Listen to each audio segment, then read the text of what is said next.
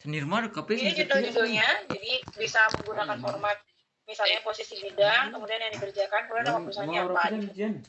Contohnya, petugas instalasi jaringan pada perusahaan XYZ atau customer service pada PT apa gitu, atau pengelolaan aset dengan sistem apa pada CV atau PT apa.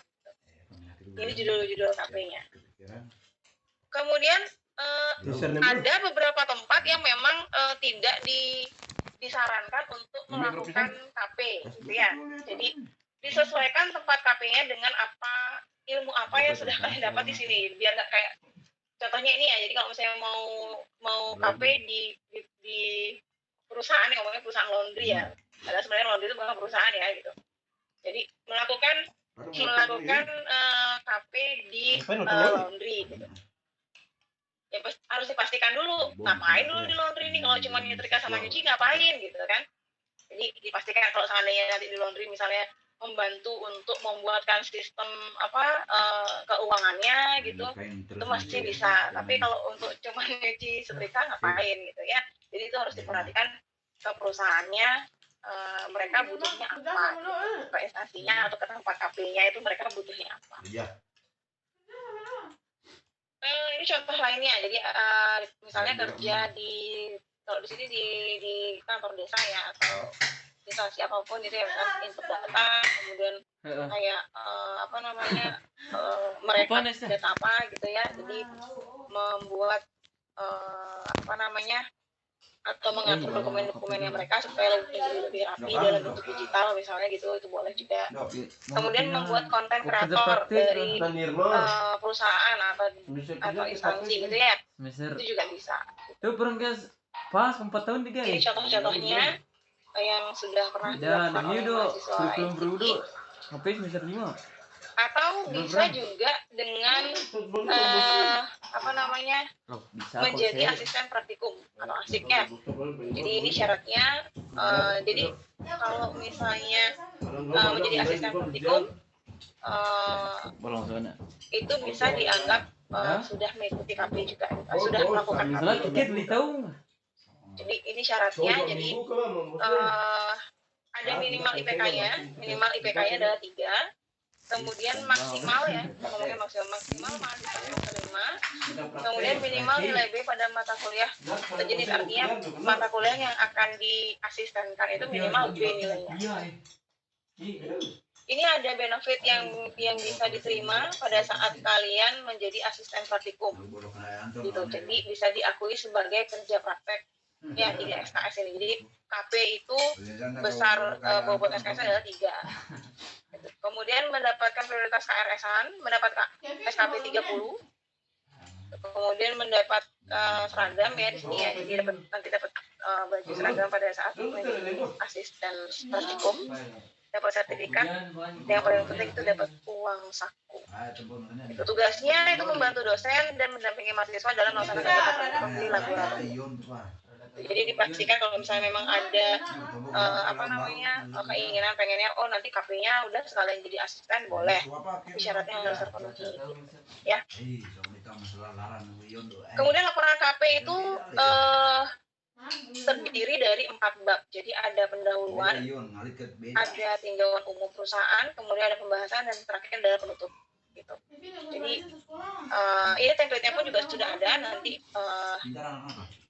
ada infonya di mana bisa lihat template-nya apa saja yang diisi gitu, nanti ada. Jadi ini adalah isi dari laporan KP-nya. Nanti kalian pada saat membuat laporan isinya adalah ini gitu. Selain itu juga pada saat kalian KP nanti selain memastikan waktu gitu ya, artinya waktunya sudah disesuaikan dengan kegiatan di kampus dan di tempat KP, begitu juga dengan bimbingan ke dosen pembimbing di kampus gitu. Jadi dipastikan bahwa laporannya pun juga sudah ada gitu pada saat mau ujian. Jangan kalau bisa sih bimbingannya ini ya, jangan pada saat seminggu sebelum ujian gitu kalian bimbingan gitu. Kalau bisa pada saat mulai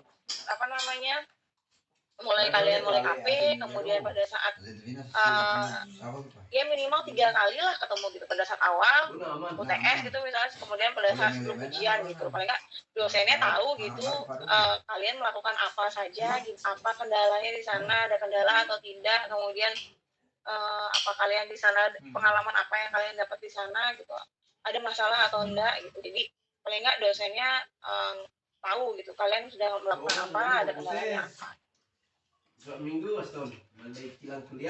Kemudian selain itu ada daftar pusaka dan beberapa lampiran yang harus disertakan, misalnya kayak surat balasan perusahaan, lembar penilaian perusahaannya, hasil wawancara, kemudian ada logbook harian yang sudah ditandatangani pihak perusahaan, kemudian ada dokumentasi kegiatan KP-nya, jadi minimal 5 foto di lampiran laporannya. Yang terakhir adalah biodata mahasiswa yang melakukan KP. Nah, ini yang penting. Kapan sih bisa mulai KP? Kapan sih selesainya gitu? Jadi KP itu dilaksanakan selama 2 bulan. Itu bisa dilaksanakan selama 2 bulan. Kapan mulainya? Setelah sosialisasi ini bisa. Gitu. Jadi kalau seandainya ada yang mau ada yang mau saya mau KP-nya pada saat ini kan libur lama nih, libur semesteran gitu, jadi kalau saya mulai KP-nya mulai Senin besok itu boleh, cuman harus disesuaikan syaratnya apa, surat apa yang harus dibawa, kemudian nanti setelah pada saat KRS-an itu harus KRS-an gitu. Jadi harus dipastikan bahwa semua sudah tahu alurnya seperti apa gitu. Jadi KP-nya dilaksanakan 2 bulan, misalnya kalau kita mulai Juli misalnya, berarti Juli, Agustus, September, berarti September selesainya gitu. Jadi September selesai itu setelah itu langsung ujian juga bisa. Jadi tidak harus menunggu ujian KP jadwalnya. Jadi jadwal ujian KP itu tanggal 18 sampai 30 Desember. Jadi ini sudah batas terakhir KP. Jadi setelah ini udah nggak bisa ujian lagi. Artinya 18 sama 30 Desember ini adalah sudah tanggal terakhir untuk ujian KP-nya. Berarti kalau misalnya sekarang belum dapat tempat untuk KP, berarti batas maksimal untuk mulai KP itu adalah di bulan Oktober. Karena kan KP itu selama 2 bulan ya. Jadi batas akhirnya adalah bulan Oktober. Kalau sudah lewat dari itu ya udah, karena kan KP itu 2 bulan ya. Dan ujiannya di Desember. Jadi pertengahan Desember ya, bukan akhir Desember, jadi pertengahan sudah mulai ujian. Jadi maksimal di bulan Oktober itu sudah mulai KP. Jadi batas awalnya setelah sosialisasi ini langsung boleh pelaksanaan KP-nya gitu. Tetapi maksimalnya adalah di bulan Oktober berarti, karena tanggal 18 sampai 30 Desember itu sudah ujian. Jadi biasanya ujian KP itu dilaksanakan sebelum ujian UAS gitu. Mungkin sekitar seminggu atau 2 minggu gitu sebelum UAS itu ujian KP-nya. Kemudian ini ada penilaian. Jadi penilaian itu dilakukan oleh dosen pembimbing lapangan dan dosen pembimbing di kampus. Gitu. Jadi penilaiannya dari 2 tempat ya. Jadi ada dari pembimbing lapangan di tempat instansi atau perusahaan KP-nya. Begitu juga di dosen pembimbing KP di kampus. Gitu.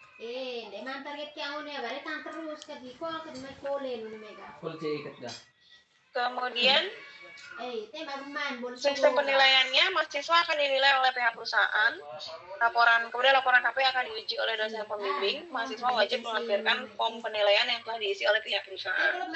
Nilai akhir mata kuliah KP adalah gabungan dari nilai perusahaan dan nilai dari dosen pembimbing.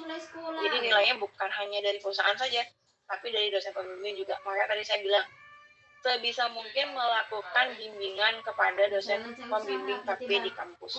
Jadi biar nggak tiba-tiba datang ujuk-ujuk udah mau ujian tanggal 18 Desember itu datang, Pak saya mau bimbingan, atau Bu saya mau bimbingan KP gitu. Tiba-tiba buat laporan terus sudah selesai. Ya nggak bisa gitu. Mungkin bisa ujian, tapi ya nilai dari proses KP yang dibimbingkan itu nggak tahu. Jadi dosen pembimbing jadi nggak tahu kalian ngapain aja di sana, ada kendala nggak di sana gitu. Jadi diusahakan untuk melakukan bimbingan KP kepada dosen pembimbingnya di kampus. Ini alur umumnya. Jadi alur umum pelaksanaan KP yaitu pertama mahasiswa melakukan KRS. Setelah mahasiswa KRS, mahasiswa mengisi pengajuan KP pada SADS. Kemudian mahasiswa mendapatkan dosen pembimbing. Mahasiswa berkonsultasi tentang KP dengan dosen pembimbing. Untuk dosen pembimbing ini, kalian bisa memilih dosen pembimbing. Artinya kalian sudah punya nih dosen inceran, dosen yang kalian anggap oh saya mau dibimbing sama bapak ini nih, sama ibu ini nih gitu. Jadi kalian mungkin melakukan pendekatan dulu ya sama dosennya. Saya mau ngambil KP di sini, bapak atau ibu bisa nggak jadi pembimbing? Jadi nanti dari dosennya yang akan menyetujui, yang mengapprove bahwa si mahasiswa A ini akan dibimbing oleh dosennya gitu. Jadi kalau memang ada satu dosen yang mungkin topik atau kegiatan KP-nya ada yang merupakan pakarnya gitu, dosennya yang dituju, jadi boleh, jadi bisa diajukan gitu. Kemudian mahasiswa memulai KP dan mengerjakan laporan KP. Jadi setelah melakukan proses KP dan bimbingan kepada dosen, mahasiswa mulai mengerjakan laporan KP. Kemudian mahasiswa mengajukan ujian di SADS, di mana pada saat mengajukan ujian ini sudah ada nilai dari perusahaan. Jadi pada saat mulai mengajukan ujian itu nilai perusahaannya sudah dipegang dulu gitu. Artinya sudah ada nilai dari perusahaan dulu baru bisa mengajukan ujian KP di SADS. Kemudian mahasiswa melakukan ujian KP. Setelah selesai melakukan ujian KP, mahasiswa bisa mengupload laporan di SADS. Sudah ada revisi juga mungkin dari dosen pembimbingnya. Nanti setelah revisi selesai baru bisa dinyatakan lulus atau tidak ujian KP-nya. Jadi setelah selesai ujian itu ada persyaratan bahwa ada lembar pengesahan bahwa memang sudah benar melakukan KP dan melakukan bimbingan serta ujian ke dosen pembimbing gitu ya. Jadi setelah pengajuan, setelah ujian dan revisi, pengesahan laporan itu tidak perlu melakukan, artinya tidak perlu melakukan minta tanda tangan ke dosen pembimbingnya.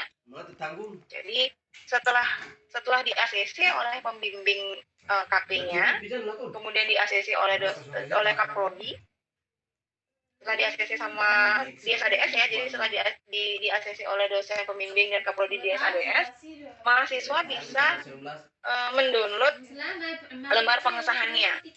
Jadi lembar pengesahan itu bisa didownload setelah di ACC oleh dosen pembimbing dan Korprodinya gitu. Jadi setelah di ACC sama dosen pembimbing dan Korprodi, mahasiswa bisa mendownload kemudian minta tanda tangan ke perusahaan dan minta stempel gitu.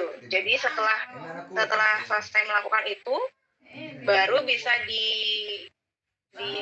scan, kemudian di-upload lagi laporannya, kemudian baru di-upload lagi ke SADS gitu untuk dikumpulkan ke pengumpulan dokumen final. Jadi nggak perlu lagi istilahnya minta tanda tangan ke pembimbing sama Korprodinya. Jadi pada saat sudah di ACC di SADS oleh pembimbing dan Korprodi itu lembar pengesahannya sudah bisa di-download untuk dimintakan tanda tangan ke perusahaan. Ini adalah pengajuan form pengajuan ya di SADS untuk kerja praktek. Jadi nanti tinggal diisi nama perusahaannya apa, alamatnya di mana, topik kerja prakteknya apa, kemudian judulnya apa, gitu, nama pembimbingnya siapa, gitu. Jadi bisa pengajuan pembimbingnya siapa, gitu. Jadi kalau misalnya memang sudah punya dosen pembimbing yang sudah didekati lebih awal, gitu, jadi bisa diisi atau bisa pembimbing alternatifnya. Jadi kalau nanti misalnya dosennya memang yang dipilih itu sudah sudah tidak bisa membimbing lagi gitu, jadi bisa dipakai untuk bimbingan ke pembimbing alternatifnya. Jadi pembimbingnya pun juga tidak menutup kemungkinan dari misalnya dari TI bisa dibimbing oleh dosen SK atau sebaliknya gitu. Kemudian ini adalah pengajuan ujiannya. Jadi pada saat kalau tadi pengajuan untuk pengajuan KP-nya di SADS ya, jadi pada saat setelah KRS-an bisa pengajuan KP. Setelah KP-nya berlangsung, untuk bisa melakukan ujian itu perlu pengajuan juga ke SADS. Jadi diisi lagi pengajuannya, kelengkapannya, kemudian diisi nilai pembimbing lapangannya, dan mengupload ini ya bukti nilainya, bisa melakukan pengajuan ujian kerja praktik.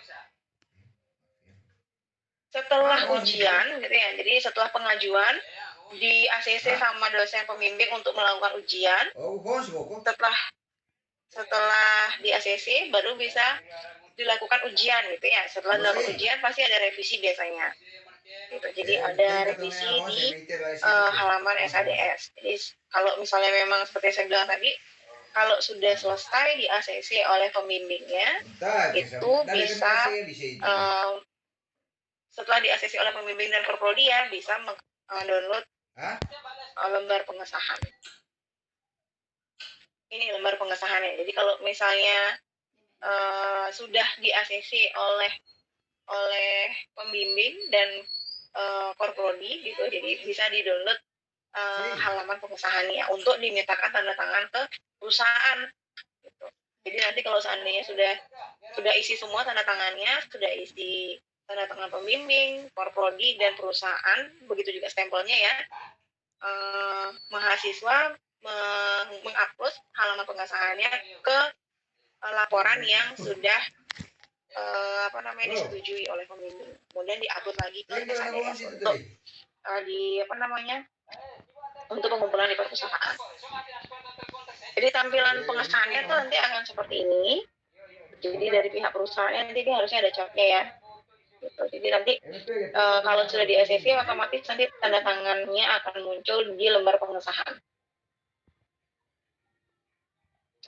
Kemudian ini adalah pengumpulan dokumen final kerja prakteknya. Jadi dimasukkan kelengkapannya, kemudian tinggal diupload aja dokumen final seperti apa. Jadi artinya itu sudah berisi lembar pengesahan yang sudah dimintakan tanda tangan ke perusahaan. Nah ini isi dokumen finalnya. Jadi disesuaikan dengan nama-nama file yang harus diupload gitu ya. Jadi disesuaikan nanti. Kemudian ini adalah riwayat revisi. Jadi kalau misalnya memang ada revisi ya berarti harus diperbaiki dulu supaya bisa mendapatkan ACC dari entah itu pembimbing atau Nah, ini ada catatan penting juga. Jadi selalu melakukan update data diri pada SADS. Bimbingan KP dimulai ketika pembimbing KP telah diumumkan. Jadi kalaupun misalnya sudah melakukan, artinya KP-nya sudah berjalan, kemudian pembimbingnya belum ditentukan, nggak apa-apa, di jalan aja dulu KP-nya, apalagi yang libur ya. Jadi kan pembimbing KP-nya belum ditentukan ini, apa-apa nanti tinggal dicari aja pada saat pembimbing KP-nya sudah diumumkan. Mahasiswa yang dikembalikan atau mengundurkan diri selama pelaksanaan KP, maka dinyatakan tidak lulus pada mata kuliah KP. Kemudian jangan leave grup Telegram karena segala informasi terkait KP akan disampaikan melalui Telegram. Jadi semua informasi selama 1 semester KP yang kalian ikuti itu infonya ada di Telegram. Kemudian ada tips ini. Jadi tidak apa-apa jika tidak menempuh maksimal 24 SKS ketika semester pelaksanaan KP. Artinya gini, KP ini kan nanti kalian akan kerja di sebuah perusahaan gitu ya. Kalian akan bekerja di sana, mungkin karena ikut aturan yang di sana. Mereka mintanya berapa jam, misalnya 8 jam kerja misalnya gitu. Berarti kalian harus memikirkan mata kuliahnya apa saja yang harus diambil, berapa yang harus diambil supaya semuanya selesai. Artinya KP selesai, kuliah pun juga selesai, supaya nggak nanti enggak, saya bisa kok ngambil 24 SKS, saya bisa kok ngambil lebih artinya pada saat KP-nya jalan saya juga bisa kuliah gitu ya. Jadi mungkin dari waktunya ya agak susah nanti gitu. Jadi sebisa mungkin itu mengatur waktunya. Jadi mungkin jangan terlalu banyak ngambil mata kuliah gitu. Jadi mungkin ini ya artinya kalaupun misalnya tidak 24 misalnya ngambilnya 20 SKS gitu misalnya atau 18 SKS gitu, yang penting kan lulus semua, tapi ya lulus ya kuliahnya semua juga lulus, daripada ngambil 24 SKS sudah sama KP nanti ada 1 atau 2 mata kuliah tidak lulus kan sayang gitu. Jadi mungkin disesuaikan aja mata kuliah yang mana yang mau diambil gitu. Karena waktunya memang agak sulit kalau KP bareng dengan kuliah itu, apalagi KP-nya harus 8 jam misalnya gitu. Kalau misalnya KP-nya cuma beberapa jam aja di perusahaan sih nggak apa-apa, yang mungkin bisa diatur waktunya lagi gitu. Tapi kebanyakan sih memang perusahaan itu pasti mintanya harus stay, dan yang namanya orang kerja di sana kan pasti diam. dosen atau lembaga di kampus terkadang menerima atau membutuhkan mahasiswa KP untuk melakukan pembelajaran atau riset. Nah ini juga kalau misalnya ada mahasiswa yang belum punya tempat KP dan pengen KP di kampus, kalau misalnya merasa aduh kayaknya saya kalau jadi asisten praktikum kayaknya nggak bisa deh gitu, ya udah boleh kok KP bareng dosen gitu. Jadi kalau ada yang belum punya tempat KP boleh datang cari dosennya di kampus, Pak saya mau KP di kampus, boleh. Tapi kalau misalnya memang nggak ada dosennya boleh datang ke prodi nanti. Jadi nanti boleh datang ke prodi bagi mahasiswa yang belum punya tempat KP dan pengen KP di kampus ya. Kemudian konsultasi atau janjian ke dosen favorit saat mengajukan KP agar berjodoh sebagai dosen pembimbing KP. Ini yang saya bilang tadi. Jadi kalau misalnya memang ada satu dosen yang memang wah kayaknya sama bapak ini atau ibu ini memang suka membahas tentang topik atau tempat KP-nya memang sesuai sama bidang dosennya gitu, boleh didekati lebih dulu gitu, supaya bisa janjian sama dosennya nanti kalau saya KP minta tolong dibimbing gitu. Jadi udah janjian lebih dulu supaya nanti bisa disetujui atau di-approve di SADS-nya sama dosen tersebut. Nah ini ada beberapa link penting yang bisa dicatat ya. Jadi nanti slide-nya kan nanti bisa dibagikan ya ini ya. Jadi misalnya kalau mau lihat template-nya laporan, nanti bisa ada template laporan, ada penilaian, ada surat pengantar perusahaannya gitu. Jadi bisa dilihat dari link yang ini. Jadi kalau untuk pendaftaran asisten praktikum nanti nyusul di Telegram ya. Kemudian pokoknya segala macam info tuh ada di grup nanti ya. Jadi kalau bisa jangan leave dulu sebelum selesai keluar nilai ujian KP-nya nanti gitu ya. Sudah itu aja yang bisa saya sharingkan untuk sosialisasi itu. Jadi kalau ini sih ada quote sedikit ya. Jadi masa depan itu adalah milik mereka yang menyiapkan hari ini. Artinya masa depannya kalian nanti itu kalian yang nyiapin sendiri. Mulai dari sekarang untuk masa depan kalian, itu sih intinya. Itu untuk hari ini, mungkin bisa lanjut ke sesi berikutnya. Ada yang bertanya nggak kira-kira? Izin Bu. Iya silakan. Apa bisa melakukan bimbingan online Bu? Bimbingan online? Maksudnya sama dosen pembimbingnya, soalnya kan rencana kerja praktiknya itu kan di luar kota Bu. Apakah bisa lakukan bimbingan online Bu? Kalau misalnya sudah janjian sama sudah ada dosen yang dituju untuk ini? Sudah ada sih Bu, cuman belum ada pendekatan sih Bu. Oh ya, janjian aja sih sama dosennya gimana sistem untuk proses bimbingannya itu aja. Itu semua wewenang ada di dosen pembimbingnya. Kalau memang dosen pembimbingnya harus datang ke kampus offline ya berarti harus di kampus nanti gitu sih. Itu sih wewenang dari dosennya sih. Bebas aja sih, bisa online bisa offline tergantung dosennya. Gimana, udah jelas ya? Jelas ya? Terima kasih. Oke, ada yang ditanyakan lagi? Siapa ada yang bertanya? Ada yang raise hand tadi? Juan. Izin Bu, saya mau Izin bertanya, Bu. Juan ya, silakan Juan. Saya ingin bertanya, Bu, untuk tadi di menu pengajuan KP. Gimana? Tunggu sebentar. Kak Ella minta tolong di mute yang ini Kak Ella biar dengar jelas. Ya silakan. Siapa Juan ya tadi ya? Iya, Bu. Saya masuk, Bu. Iya silakan. Saya ingin bertanya, Bu, mengenai tadi di pengajuan KP yang tentang judul laporan. Itu judul laporan itu kan apakah judul laporan itu bisa kita skip nggak, Bu? Soalnya mungkin kedepannya dalam saat ada satu atau dua kondisi kita belum tahu gimana kondisi di tempat KP kita itu, Bu.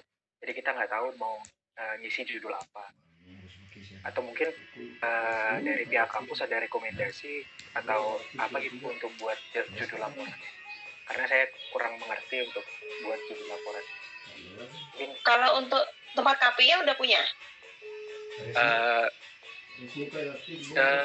udah sih, Bu. Jadi dari tempat kerja, cuman saya baru masuk kerja. Oh, biasanya sih gini ya, kalau untuk judul KP itu biasanya kan kalau mahasiswa tuh mau KP kan pendekatan dulu nih ke perusahaan gitu ya. Tanya di situ perusahaannya apa yang mau dicari dulu. Udah ketemu perusahaannya baru bisa tanya di situ nanti kalau KP di perusahaan Bapak ini nanti saya mengerjakan apa gitu. Jadi judulnya itu bisa menyesuaikan dengan pekerjaan apa yang kalian akan kerjakan nanti di perusahaan itu gitu. Jadi biasanya di perusahaan kan sudah ditentukan nih nanti nanti kalian kalau mau KP di sini nanti kerjanya ini gitu. Saya ngerjakan misalnya nanti entry data, misalnya ngerekap data, ya udah diisi aja judulnya pendataan data apa gitu di perusahaan apa gitu.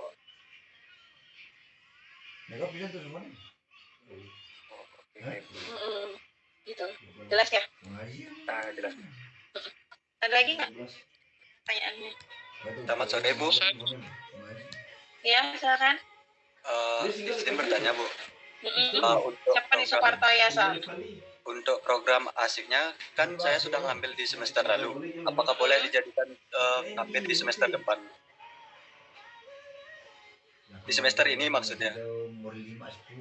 Oh, kalau sekarang nggak asisten praktikum lagi? Ya rencananya enggak sih, Bu. Udah semester lalu soalnya. Kenapa gitu? Gimana ya? Udah aja sih, Bu. Mau fokus ke kerjaan juga, Bu. Oh, fokus ke pekerjaan gitu?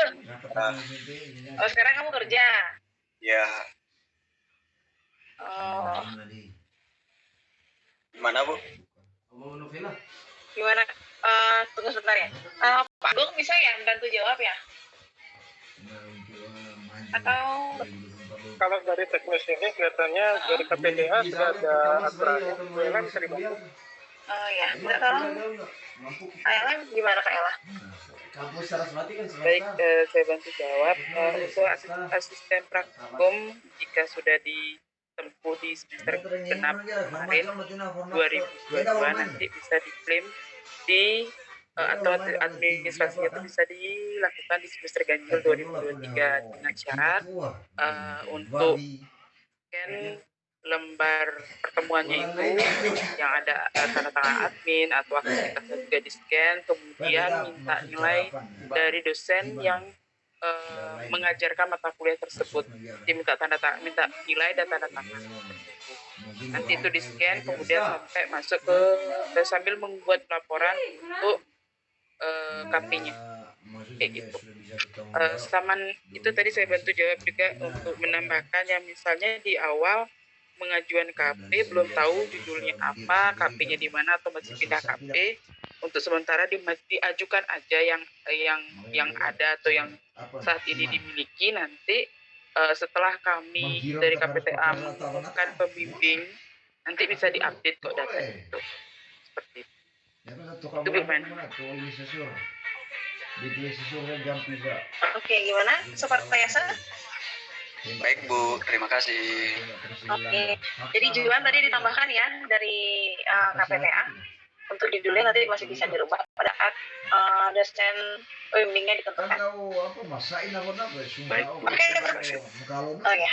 Oke, ada pertanyaan lagi? Selamat sore Bu. Iya, Haris. Ganggu ya. Jadi untuk gini ya, kan sekarang belum ada pekerjaan ya, nyari kerja nih bingung nanti soalnya untuk KP itu gimana Bu solusinya untuk judul topiknya, Maksudnya gimana? bingung mau nyari gini belum punya pengalaman Bu misalnya itu kan disuruh gitu kemarin itu ya gimana Pengalaman maksudnya nggak punya tempat kafe. ya kan kalau misalnya solusinya itu asisten praktikum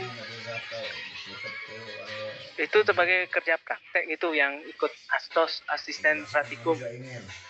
Ya kalau ikut asisten praktikum itu bisa dianggap KP juga gitu maksudnya. Ya jadi asisten ya dianggap KP juga gitu. Baik, Bu, terima kasih Iya. masukannya. Iya. Silakan ada yang lain lagi? Jadi hasil akhirnya apa? Bentrok di antara keluarga. Iya, Hendra Setiawan. Masa memang terbuka. Izin bertanya Bu. Ya, silakan. Mohon maaf sebelumnya Bu, mungkin saya ada miskomunikasi tentang MBKM magang. Yang ini MBKM magangnya itu katanya ada dari Dikti sama dari kampus. Itu benar nggak sih Bu? Dari Dikti. Iya, katanya ada dua jenis tipe MBKM. Mungkin saya ada misinformasi di MBKM ini. Oh, oke. Bisa diluruskan Bu. Oke, kamu ikut sudah kayaknya sosialisasi MBKM-nya sudah ya? Belum, kemarin cuma sosialisasi MBKM kalau nggak salah kampus mengajar aja Bu. Tapi saya nggak berani ikut untuk kampus mengajarnya. Baru kita siapkan.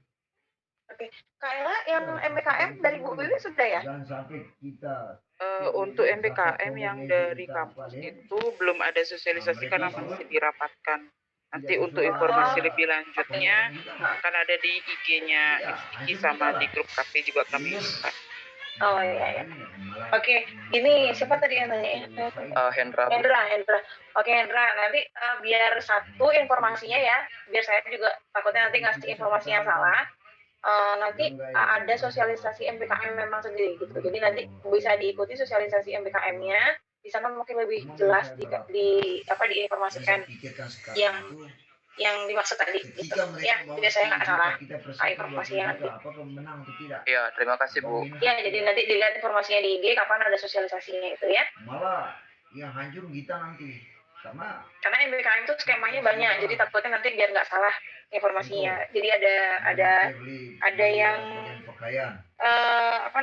ada yang mereka terima tidak sampai miss nanti takutnya ya. Ada lagi? Saya Bu mau bertanya. Silakan, siapa ini? Julius. Maria Siapa ini? Maria. Iya, silakan. Iya, silakan Maria.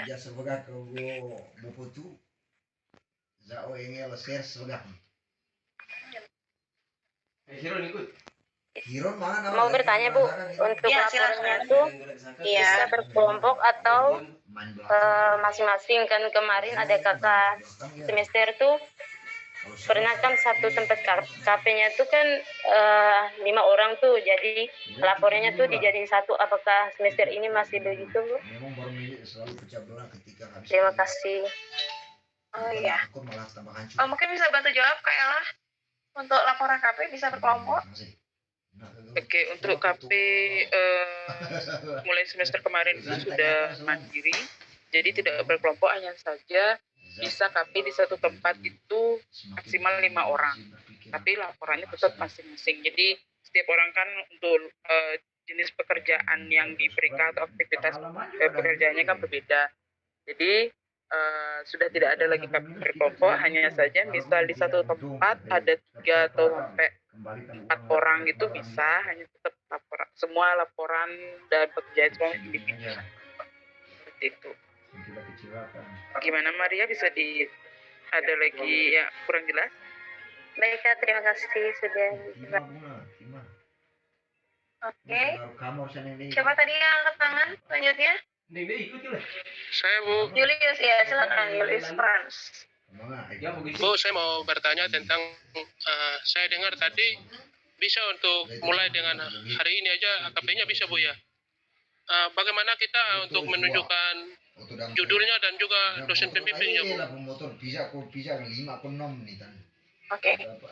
Gini artinya mulai ya, oke. Julius. Ini untuk KP itu saya bilang tadi sekarang juga sudah bisa mulai iya. Artinya gini, pada saat ini kan libur ya, jadi kalian memang dari sebelumnya itu sudah jadi sebelum mulai artinya sudah baru selesai UAS, so kalian udah tahu nih tempat KP yang mana yang mau dituju. Jadi memang sudah ada tempat KP-nya, sudah ada kegiatan apa yang mau dilakukan di sana. Jadi istilahnya kegiatannya dilakukan aja dulu, untuk administrasinya bisa nanti pada saat dimulai KRS-an gitu. Jadi dimulai aja dulu kegiatan KP-nya gitu. Di perusahaannya apa, kemudian ngapain aja, nanti pada saat apa artinya pengajuan KP ya tinggal diisi aja kelengkapannya gitu. Jadi artinya ke perusahaan itu memang sudah di silakan Ella ditambahkan. Izin tambahkan Bu Mani. Oh iya silakan Pak Gung. Oke, tadi siapa yang nanya? Julius Pak Gung. Julius ya. Oke Julius, kalau ada Pak Andika di sana ya. Kalau Pak Andika kan temanya begini kemarin, ada mahasiswa yang sudah janjian dengan Pak Andika untuk jadi pembimbing KP-nya dan sudah konsultasi. Jadi istilahnya kayak booking pembimbing gitu. Nah, jadi sudah konsultasi, KP-nya layak nggak tempatnya, skop kerjanya, dan memang sudah punya calon dosen pembimbing KP. Jadi udah janjian. Dan dosen pembimbing KP-nya memang sudah ngelis bahwa nanti anak ini akan jadi mahasiswa bimbingan KP saya di semester ganjil, begitu. Jadi KP-nya tetap berjalan, dosennya sudah ada calonnya, dan nanti di administrasi tinggal dipilihkan di sistem calon dosen pembimbingnya itu yang siapa yang. Jadi sudah ada komunikasi dengan calon dosen pembimbing KP gitu. Kalau Pak Andika kan seperti itu ya Bu, di SK? Iya biasanya gitu. Jadi artinya udah ada semua, udah ketemu dulu perusahaannya, dosennya, nanti belakangan tinggal administrasinya. Gitu sih. Benar Pak Gung.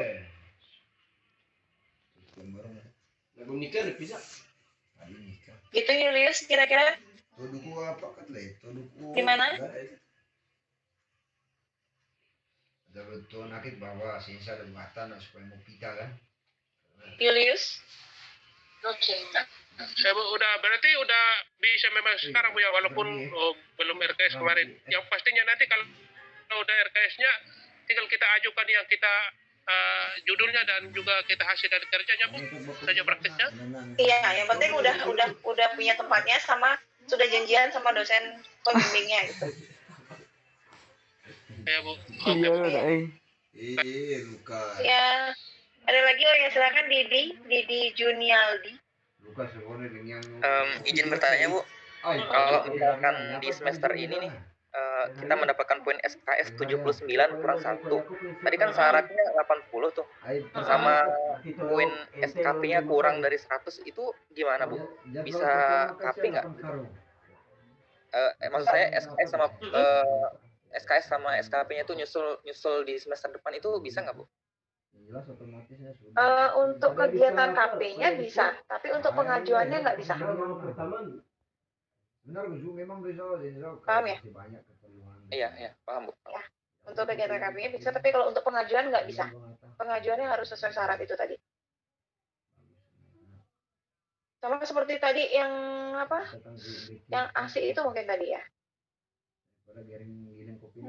Kan dia kegiatannya lebih dulu, kemudian nanti baru administrasinya di semester berikutnya.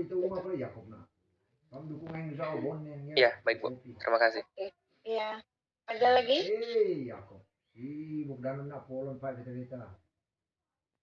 Ada lagi yang bertanya?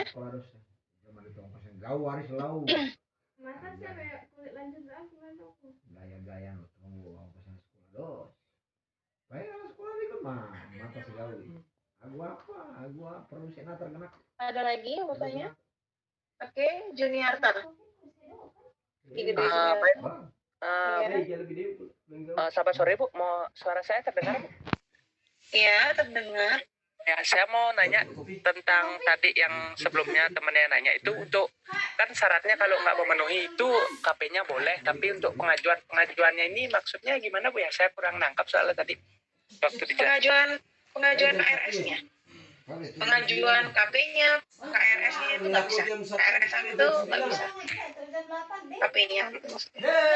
Oh, jadi dianggap satu semester ini nggak ada kegiatan gitu Bu, tapi kalau KP-nya sendiri udah bisa jalan gitu Bu ya, kurang lebih Bu ya.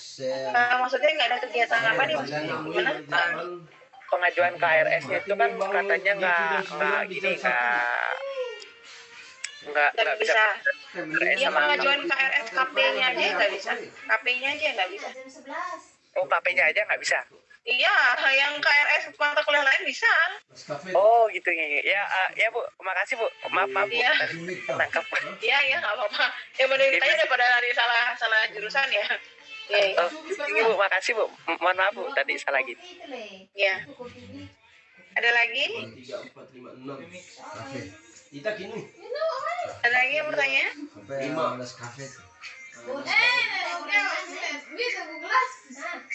Ada lagi sebelum saya akhiri? Ada tambahan informasi lagi nggak dari Pak Agung atau dari KPTA, dari Kak Ella?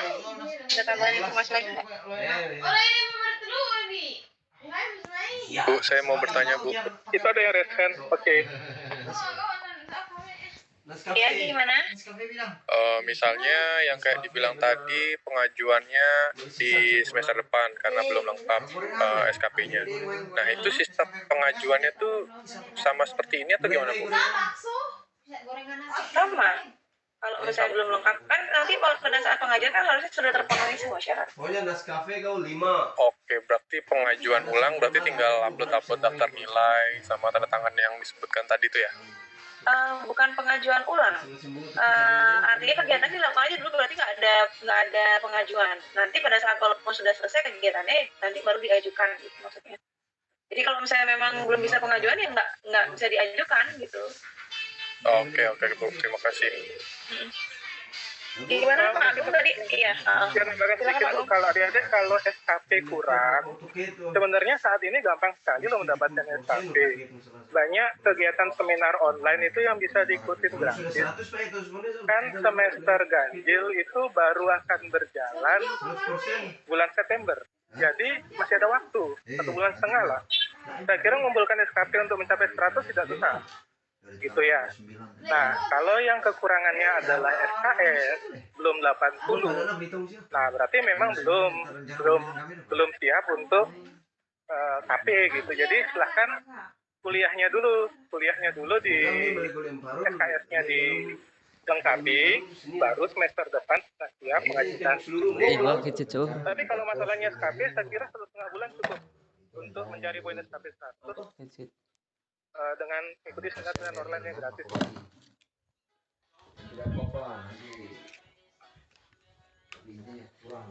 Oke, makasih Pak Agung ya. Mungkin sarannya Pak Agung tuh memang benar sih kalau menurut saya, kalau memang dari SKP memang masih bisa ikut dari ini sih, dari seminar online yang bisa diikuti. Ada lagi tadi kayak ada yang angkat tangan deh.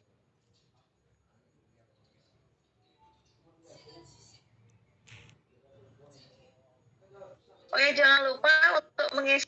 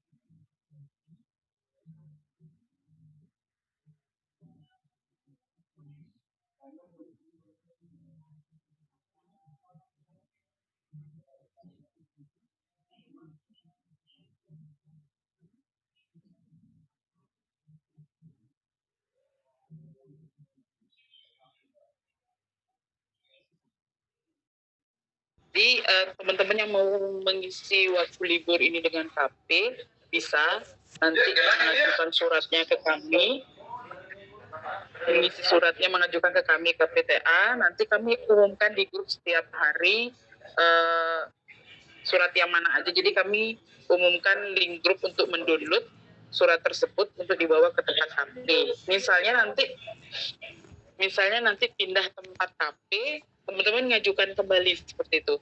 Jadi sampai benar-benar fix masih bisa mengajukan ke kami seperti itu. Ke Kak Ani. Mungkin ada lagi yang ditanyakan. Baik, terima kasih Pak. Terima kasih Bu. Oke. Ada pertanyaan? Ada yang bertanya lagi? Jangan lupa untuk ngisi link absennya ya. Ada lagi yang bertanya?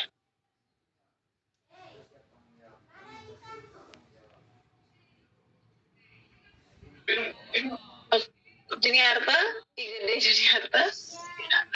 Mohon maaf Bu, apa bisa